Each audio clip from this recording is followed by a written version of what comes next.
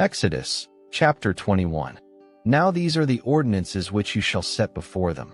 If you buy a Hebrew servant, he shall serve 6 years, and in the 7th he shall go out free without paying anything. If he comes in by himself, he shall go out by himself. If he is married, then his wife shall go out with him. If his master gives him a wife, and she bears him sons or daughters, the wife and her children shall be her master's, and he shall go out by himself. But if the servant shall plainly say, I love my master, my wife, and my children, I will not go out free, then his master shall bring him to God, and shall bring him to the door or to the doorpost, and his master shall bore his ear through with an awl, and he shall serve him forever. If a man sells his daughter to be a female servant, she shall not go out as the male servants do. If she doesn't please her master, who has married her to himself, then he shall let her be redeemed. He shall have no right to sell her to a foreign people, since he has dealt deceitfully with her. If he marries her to his son, he shall deal with her as a daughter. If he takes another wife to himself, he shall not diminish her food, her clothing, and her marital rights. If he doesn't do these 3 things for her, she may go free without paying any money. One who strikes a man so that he dies shall surely be put to death, but not if it is unintentional, but God allows it to happen. Then I will appoint you a place where he shall flee. If a man schemes and comes presumptuously on his neighbor to kill him, you shall take him from my altar, that he may die. Anyone who attacks his father or his mother shall be surely put to death. Anyone who kidnaps someone and sells him, or if he is found in his hand, he shall surely be put to death. Anyone who curses his father or his mother shall surely be put to death. If men quarrel and one strikes the other with a stone or with his fist, and he doesn't die, but is confined to bed, if he rises again and walks around with his staff, then he who struck him shall be cleared.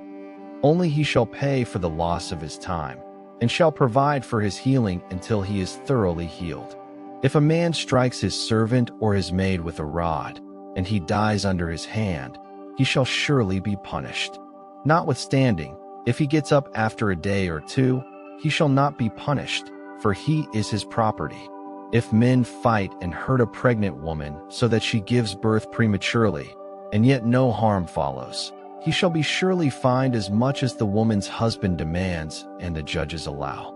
But if any harm follows, then you must take life for life, eye for eye, tooth for tooth, hand for hand, foot for foot, burning for burning, wound for wound, and bruise for bruise. If a man strikes his servant's eye, or his maid's eye, and destroys it, he shall let him go free for his eye's sake. If he strikes out his male servant's tooth, or his female servant's tooth, he shall let him go free for his tooth's sake. If a bull gores a man or a woman to death, the bull shall surely be stoned, and its meat shall not be eaten, but the owner of the bull shall not be held responsible.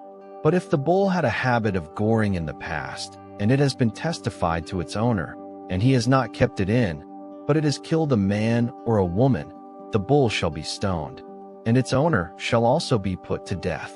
If a ransom is laid on him, then he shall give for the redemption of his life whatever is laid on him.